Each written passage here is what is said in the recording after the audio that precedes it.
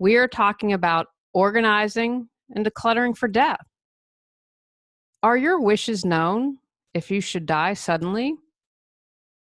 Would your family and friends like stuff you would leave them, or do they view it as a burden and clutter? Do you have everything handled to go with grace? Let's continue our month focusing on tidying up. Does your clutter own you? On Clear Your Clutter Inside and Out, we'll teach you how to become aware of your clutter, along with action steps to declutter and create the life you desire. Come on, let's get started. Today's episode was, as usual, inspired by a few things. My father had a meeting with myself and my siblings with his attorney and tax accountant. He wanted us to know these were the people that he could trust. When he died, they had everything that we needed. If we had any questions, they were who we were supposed to contact. He also expressed some of his wishes. He said, I want to be buried in the cheapest pine box that's available and what they bury paupers in. And when your mother protests and wants to buy the most expensive casket, let her. That was a lighthearted moment. And I have to admit, I teared up in the meeting, but I am so grateful that my father has been proactive. When my grandmother died, she had prepared a lot of things, written her obituary, had everything set up, and it made things a lot easier. My parents, my grandmother, not super rich. I would consider us middle class. And I want people to get out of the mindset, because I think sometimes people think, well, we don't have a lot of money. We don't need to take care of these things, and I'm not going to worry about it.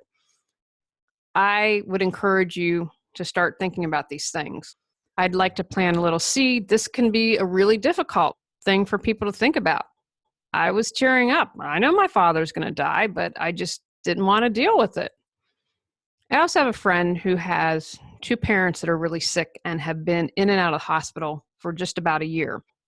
And I was thinking, gosh, if one of them were to go and their affairs aren't in order, she is already a hot mess. She is going to be, I just don't know what she'd do. And seeing her stress of caring for her parents, if this stuff isn't taken care of, that adds an extra burden. So I'd encourage you to think about the people that you'll be leaving behind. If you've listened to the podcast for a while, you know I love my Sybil. It's in, I believe, an episode from 2015. Interviewed Sybil, was like a second mother to me. I helped her plan her obituary. I helped design the little, what do you call it, the little handout at the service, and put that together. And we talked to a printer about that when I was down in Louisiana visiting her one time. And when she died, her grandson called and said, okay, I know you have this. The printer says they can't find it. Luckily, the organizer had left it, even though I was in my sent mailbox. So I was able to forward that to him, and she was able to have the little brochure that she wanted. Again, this can be a hard subject for many. And so my hope is this is to get the conversation started. I'm thinking about going into more detail on the subjects later on, but I encourage you to start to take some steps moving forward so you can go with grace. Paperwork. Create a will. Who do you want to leave your stuff to? Be as specific as possible. You'll want to make sure your lawyer, your power of attorney, and someone you trust have a copy. I'm going to encourage you, make it as detailed as possible.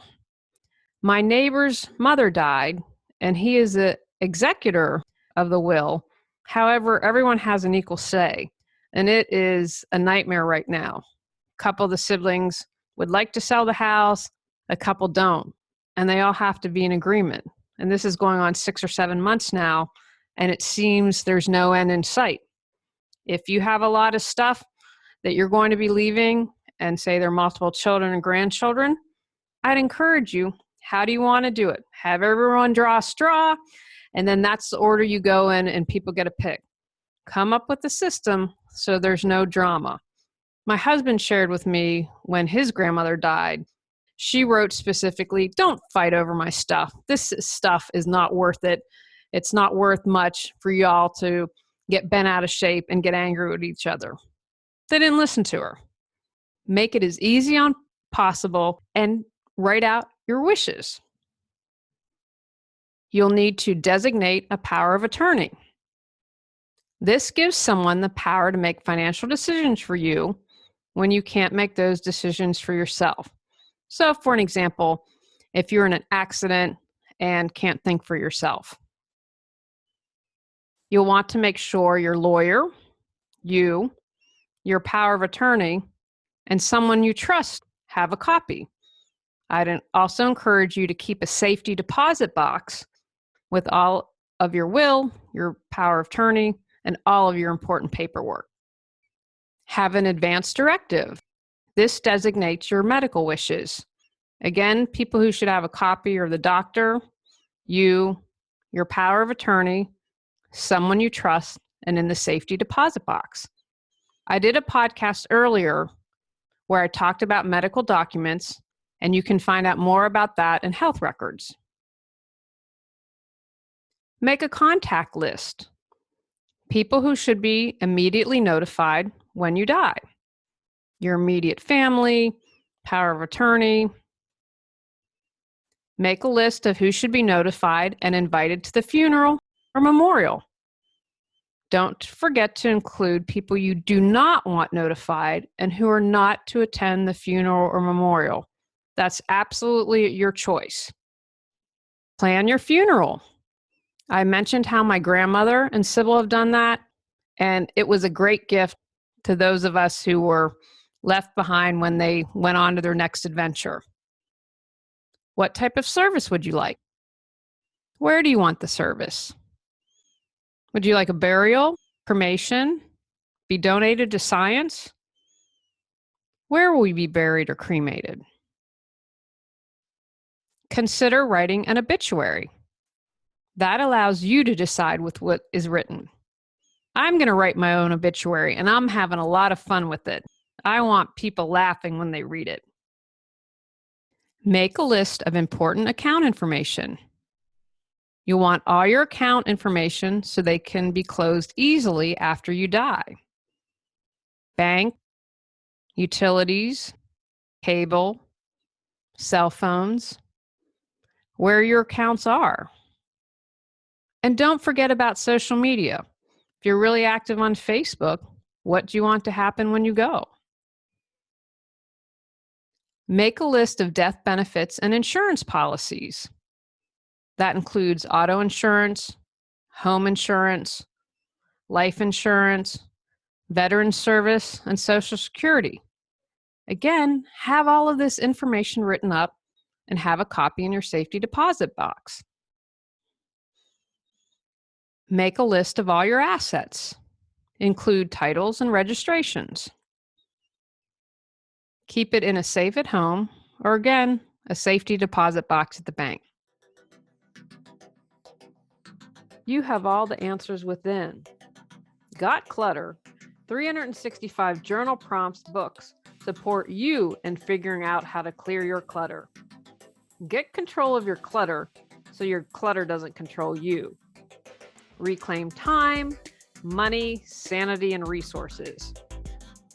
Choose from physical, mental, emotional, spiritual, energetic, holidays, relationships, financial, health, or compilation volumes.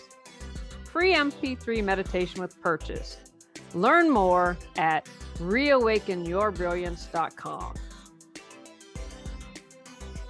Pets. You knew I wasn't going to forget pets with 3 cats at home. Find at least 2 responsible friends or relatives who agree to serve as temporary emergency caregivers. Provide them with keys to your home, feeding and care instructions, the name of your veterinarian, and information about the permanent care provisions you've made for your pet. Make sure your neighbors, friends, and relatives know how many pets you have and the names and contact numbers of the individuals who have agreed to serve as emergency caregivers. Emergency caregivers should also know how to contact each other. Carry a wallet alert card that lists the names and phone numbers of your emergency pet caregivers. Post a removable in case of emergency notice on your doors or windows, specifying how many and what type of pets you have. These notices will alert emergency response personnel during a fire or other home emergency. Tip: don't use stickers. They're hard to remove. Stickers are often left behind by former residents, so firefighters may assume that the sticker is outdated, or worse, that they may risk their lives trying to find a pet no longer in the house. Affix to the inside of your front and back doors a removable notice listing emergency contact names and phone numbers. Because pets need daily care and will need immediate attention should you die or become incapacitated, the importance of making these informal arrangements for temporary caregivers cannot be overemphasized. You can put pets in your wills, set up a trust, or consider a power of attorney. Clear your physical clutter. Decide if you would like to give stuff away before you die. My grandmother started to do this before she died. I think it was great. My grandmother's a completely even Steven kind of person, so she went down the line of kids and made sure that everyone was treated equally. If you're going to leave things to multiple people, I suggest again leaving very specific instructions of how you want it done. I shared what my neighbors are going through now. I know many families who have fought over things. My mom considers some of her aunts and uncles vultures because when her grandmother died, they went and cleared just about everything out, and she hardly has anything to remember her grandmother by. Research Swedish death cleaning. The Swedes are no joke. I read a lot of mystery authors from Sweden. I believe the girl with the dragon tattoo author was from Sweden. They are no joke in that country. It states that the ultimate purpose of death cleaning is to minimize the amount of stuff, especially meaningless clutter, that you leave behind for others to deal with that. I can't tell you how many people I work with, 20, 30, 40 years accumulated of stuff. The kids and grandkids don't want it. So I'd encourage you now, get stuff donated, see what people are interested in, clear your physical clutter. I don't care if you're 20 and you're going to live to 90. Get in the habit of clearing your physical clutter regularly. I have lots of podcasts on physical clutter. Listen to them and then take action. Life. A healer once told me that way back when a baby was born, they used to clear all their stuff from their past lives, phobias, karma, etc. And then somehow that tradition got lost. Talk about things to consider clearing up before you start your next journey. You don't have to wait until you're 90 to do any of this. We never know what tomorrow will bring, and I encourage you to do this at any time, wherever you see fit. Acknowledge the important people in your life. Julia Cameron wrote a book that I read ages ago. One of the exercises was to write thank yous. So I wrote thank you notes to people who had been kind to me and helped me. I know it really meant a lot to them because they all wrote me back and told me so. I also wrote letters to those that I felt I hadn't been kind to. I felt like I was clearing up some karma then, and I also heard from all that I had written, and I had been forgiven. I had been contrite and honest, and it was a sincere apology. It felt good to do both of those exercises. Remember the treasured moments from your life. Take time to think about all those amazing moments you have. They're not necessarily the big things. I was thinking this morning as I was watching my husband sleep and all the cats were in our bedroom with us. This makes me happy. I'm grateful for Tony and the cats. Just sitting here having the whole family together in the morning was a really valuable time to me. Take time to grieve. You don't have to have an illness to grieve for death. I still struggle with the process. I know I'm going to die. I believe that life goes on. I don't believe that there's nothing after this. I believe my spirit's going to continue, yet I still struggle. If we're so afraid of dying, we're probably not living life. Find a way to come to terms with that. Find peace with death. Know what to expect from the dying process. When my grandmother was dying, the last time that I talked to her, she had very shallow breathing. I was not expecting that. And again, over the phone, I could tell that her breathing was really shallow. But I think it's helpful if we know what's going to happen to us, if we're fortunate not to die in an accident, just or not dying in our sleep, and we slowly die, know what to expect. That'll help alleviate fear. And again, I believe if we have less fear of the process, it just makes it easier. Apologize to those you've hurt. I did that at the same time when I acknowledged people who'd been kind to me and supportive. Forgive those who love you if they have hurt you. Again, clear all this stuff up. Come to forgive people, because when you don't forgive, that hurts you. It doesn't harm the other person. They might not know they've upset you. They might not care. You have no control over that. Learn to forgive to help you. Express your gratitude for all the love and care you've received. How can you show your thanks? Thank those who've been supportive. Thank those who are caring for you. Express that. Don't wait until it's too late. Share your gratitude. Tell your friends and family how much you love them. Tell your pets how much you love them. We need more love in this world on a daily basis. Share the love. Let people know how you feel. Sometimes we're not comfortable expressing emotions like this. Learn how to express your love.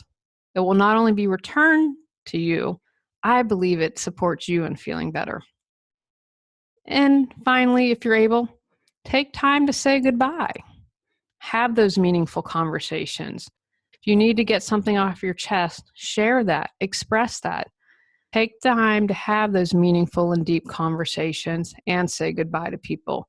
It can make all the difference in the world.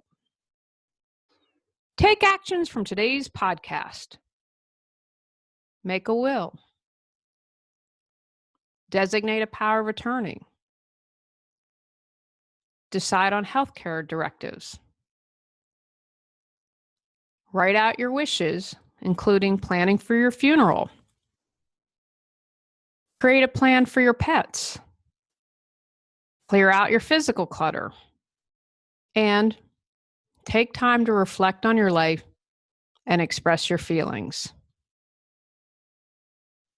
Go out, clear the clutter to create the life you choose, deserve, and desire. Clearing your clutter allows you to share your gifts with the world. Get your free self-assessment to discover your clutter priority at reawakenyourbrilliance.com. If you've enjoyed Clear Your Clutter Inside and Out, please rate, review, and share us.